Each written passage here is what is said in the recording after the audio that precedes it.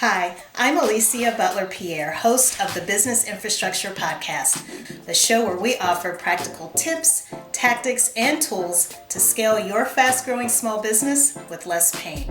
The video that you're about to watch is a snippet of my interview with Dr. Cindy Young. But before we get into the video, make sure you subscribe first so that you can continue to receive resources to calm the chaos of fast growth. Now, let's go ahead and get started with the video. My Cindy Young definition of knowledge management is knowing what to do with the information that you have. As you continue operating your business, people will come and go, and technologies will continue to evolve.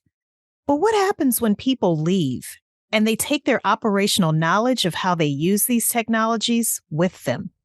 This is the Business Infrastructure Podcast, the show where we offer strategies, tactics, and resources to cure back office blues and to keep your business operating as good on the inside as it looks on the outside.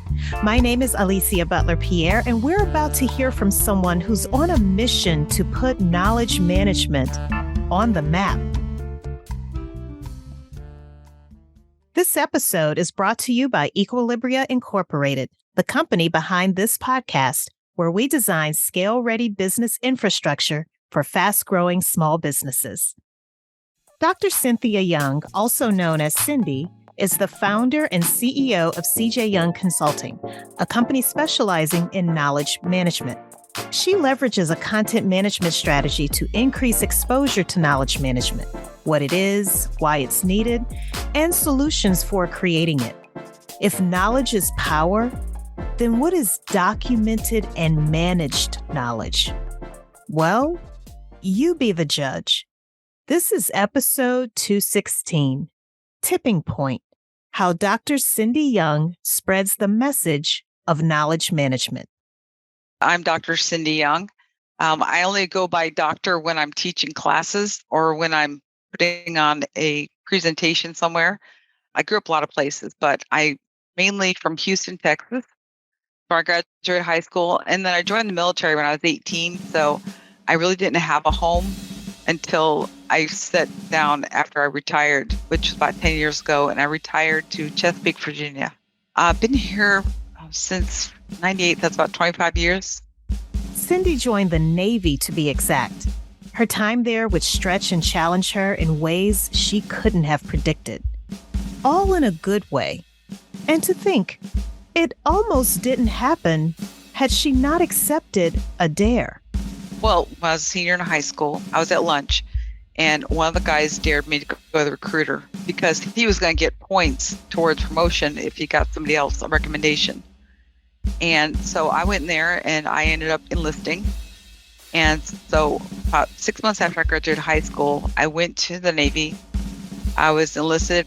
I went to school for about a year there. And I became a cryptologic technician where I did troubleshooting on electronic equipment. And when I was in my second year of being at my first command, I decided I was going to go to school. So I started working on my associate's degree. And I worked on that until, I guess, about 3 years later. And then I decided, well, there's more out there. I heard about this officer program. And so I went to University of Maryland and George Washington because that's where the Navy people went to school. And I went to school with midshipmen, but I was considered an officer candidate because I was enlisted also. And I got my commission. So that's when I got my English degree. And then I was a surface warfare officer. So on my ships, you're expected to get a master's degree when you become an officer. Just an expectation. It's looked at on your performance reviews. And, it can count against you if you don't. So I went and pursued my first MBA, because I actually have two of them. I pursued my first MBA, got that in e-commerce. And then I decided I was going to start working on a doctorate. So I started working on a PhD. And then I got dumped by my chair because I was on deployment. And it's kind of like getting a Dear John letter. In other words, Cindy received a rejection by her assigned professor or chair. But duty called, and her deployment meant she couldn't be around as much in person as her chair would have liked. But Cindy wasn't going to give up so easily. My chair said he couldn't handle not talking enough and that I wasn't giving enough time to my coursework. And so I would have to find another chair. And I ended up just talking to my captain, talking to some peers, and I dropped out of that. And I took a second master's in advanced management studies because I had the credits for it. And then I ended up getting my doctorate after I retired and started working and decided I wanted to do more. I got a doctorate because I just wanted to have that in my background because I never thought I could graduate high school, much less achieve, a degree. I got a DBA, which is a working doctorate. So it's not a PhD, but I can still teach, which I do. I teach project management and So Cindy did end up getting something close to a PhD after she retired from the Navy. I wanted to know what led to her decision to leave military life and become a civilian again. well, it was actually two things. The first thing was that when I called my detailer to see what orders are available, he told me, because I was primarily combat systems, I worked weapons and weapon systems, and I was on ships running training events for weapons and for different combat. My detailer said, "Well, we have this great job. You can be a damage control assistant." And so that's somebody that looks out for firefighting gear, trains teams to fight fires and prevent flooding and secure from flooding, and basically save the ship if it's been hit or if it's got a crack in the hull, things like that. And that's not something I wanted to do. But there was no other jobs out there, and I had already done 22 years by the time.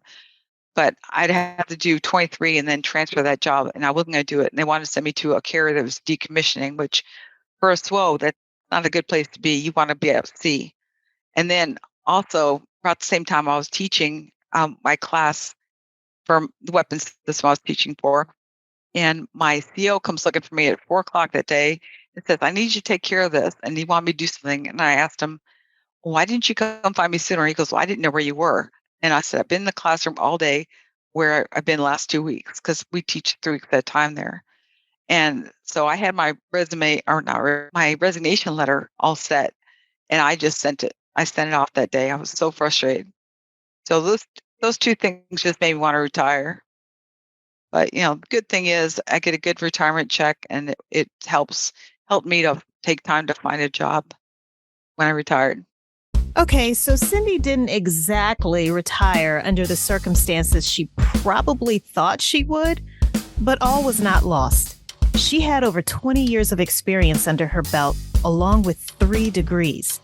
She knew she wanted to do something different, and now was her chance to do just that. 2 months into her first job outside the Navy, she was presented with an opportunity. Well, like most people, you don't really know what you want to do when you retire from the Navy. My boss asked me if I would be interested in getting project management certified, get my PMP. And I'm like, okay, are you going to pay for it? And they said, yeah, we're going to pay for your boot camp and we'll pay for your test. So I went to take the test and I failed it. I failed it that first time. After I took the boot camp, I failed it because I tried to answer. I told everybody takes the test after me. I'm sure this came as a total shock to Cindy. With all of her academic achievements, it seems absurd that she would fail a certification exam. But in true military fashion, she reflected on what led to that outcome and changed her strategy. Don't come in there with common sense. There's no room for common sense in that test because they want you to say exactly what the PIN box says. And I'm telling you, it worked well for me not to do that the second time because I took it 2 weeks later and passed it. What I mean by that is, when people tell you, what do you do when you have a problem and you have something that's going wrong wrong in the project that you have to have problem solved, you try to solve it at the lowest level. No, the PIN box wants you to go to the sponsor, and sponsor's not going to have time for a project manager, every single day for everything that comes up. At the time she became a certified project management professional, or PMP, she was also working as a knowledge manager, a career that she would eventually build a business around. So I worked as a knowledge manager, realized I was doing all these things as a knowledge manager when I was in the Navy. And then when I decided to go back to school, earn my DBA, and I got in project management because there was no degree in knowledge management. But I wrote my dissertation on knowledge management. So it all works out. Okay, I hope you enjoyed watching that video. You can catch the full interview at businessinfrastructure.tv or by clicking the link in the description box below. That way you'll know exactly when the next video drops. I'll see you next time. Join us next week for another episode of Business Infrastructure with Alicia Butler-Pierre.